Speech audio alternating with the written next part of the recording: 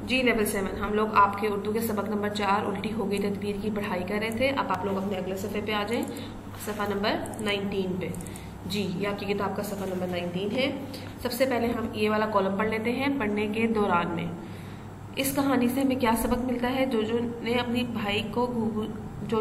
भाई घुघू से क्या कहा। हम लोग थोड़ा सा पढ़ते हैं, फिर उसके बाद हमें पता चलेगा कि हमें इस कहानी से क्या सबक मिला और जोजो ने अपने भाई घुघू से क्या कहा। दोनों सवालों के जवाब हमें थोड़ी सी पढ़ाई के बाद मिलेंगे। तो हम अपनी पढ़ाई को आगे से कंटिन्यू करते हैं, जारी रखते हैं। पेंसिल आप अपने साथ पकड़ लें और मुश्किल अल्फाज के मानी मेरे साथ साथ लिखते रहें।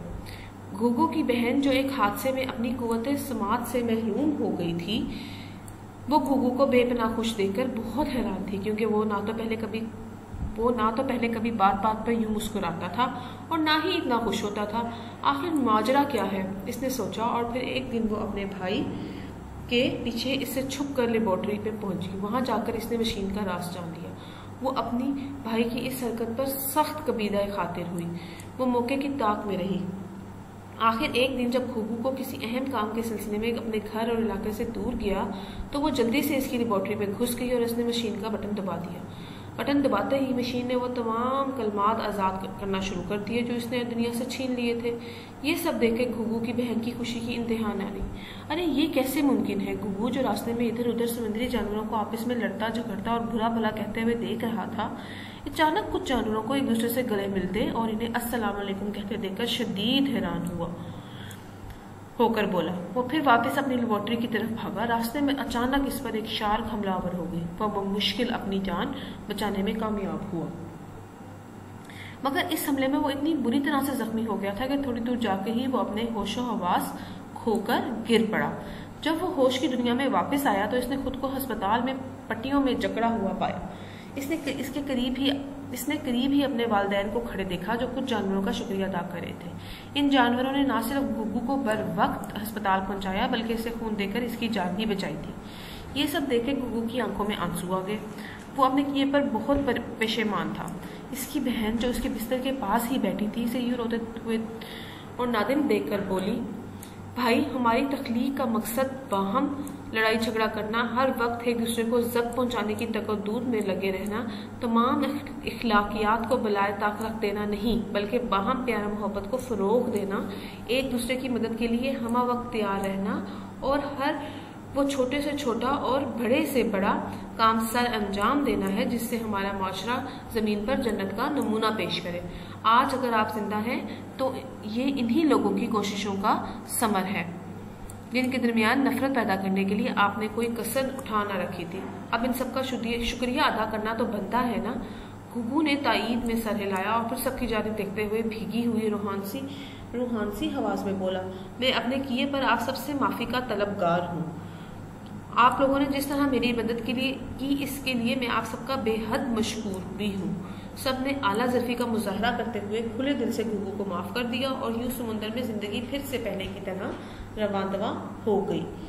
जी बच्चों, मुश्किल अल्फाज आपने मेरे साथ लिखे हैं, अब हम इनके मानी लिखते हैं। कुव्वत समात, सुनने की ताकत, महरूम, मना हुआ, माजरा किस्सा या कहानी, कबीदा खातिर दुखी, इंतहा हद, शदीद बहुत ज्यादा, होशो हवास अकल और तमीज, बर वक्त सही वक्त, पशेमान शर्मिंदा, बाहम आपस में, जब्त पहुंचाना नुकसान पहुंचाना, तकोदूद सख्त मेहनत करना, फरोग देना शोहरत हासिल करना, बलाए ताक रखना नजरअंदाज कर देना, हमा वक्त हर वक्त, नमूना मिसाल, समर फल, कसर उठाना रखी यानी कि वक्त जाया ना किया और वो काम पूरा किया, बेहद शकूर बहुत ज्यादा शुक्रगुजार, ताईद मदद, तलबगार ख्वाहिशमंद, आला ज़र्फी बुलंद हौसला, जी बच्चों, ये अल्फाज के मानी आपने लिख लिए। अब हम ये कॉलम पढ़ते हैं। इस कहानी से हमें क्या सबक मिलता है? इस कहानी से हमें सबक मिलता है कि हमें हमेशा अच्छे अल्फाज का चुनाव करना चाहिए और कर्टसी वर्ड्स यानी कि शुक्रिया, मेहरबानी, अस्सलाम वालेकुम, वालेकुम अस्सलाम जैसे अल्फाज बोलने चाहिए। इससे आपस में प्यार और मोहब्बत बढ़ता है। जोजो ने अपने भाई खोकू से क्या कहा? जोजो ने क्या कहा? जोजो ने कहा, हमारी तख्लीक का मकसद बाहम लड़ाई झगड़ा करना, हर वक्त एक दूसरे को सक पहुंचाने की तगो-दो में लगे रहना, तमाम अखलाकियात को भलाए ताक रख देना नहीं, बल्कि बाहम प्यार और मोहब्बत को फरोग देना, एक दूसरे की मदद के लिए हमा वक्त तैयार रहना और हर वो छोटे से छोटा और बड़े से बड़ा काम अंजाम देना है जिससे हमारा माशरा जमीन पर जन्नत का नमूना पेश करे। आज अगर आप जिंदा हैं तो इन्हीं लोगों की कोशिशों का समर है जिनके दरमियान नफरत पैदा करने के लिए आपने कोई कसर उठाना रखी थी। अब आप इन सब का शुक्रिया अदा करना तो बनता है ना। तो ये सब कुछ जोजो ने कहा था अपने भाई को। आगे हम ये कॉलम पढ़ते हैं, आए मजीद जाने। कुरान मजीद में इरशाद है, इसने मौत और जिंदगी को पैदा किया ताकि तुम्हें आजमा सके कि तुम में से कौन बेहतर काम करने वाला है। जी बच्चों, तो अल्लाह ताला ने हमें पैदा किया ताकि हम बेहतर काम करें, अच्छे काम करें और जन्नत में जाएं। तो आप लोग भी अच्छे काम किया करें। अब आप लोग अपनी डायरी की तरफ आएं। आप आज की डायरी नोट करते हैं। जी बच्चों, ये आपकी आज की डायरी है।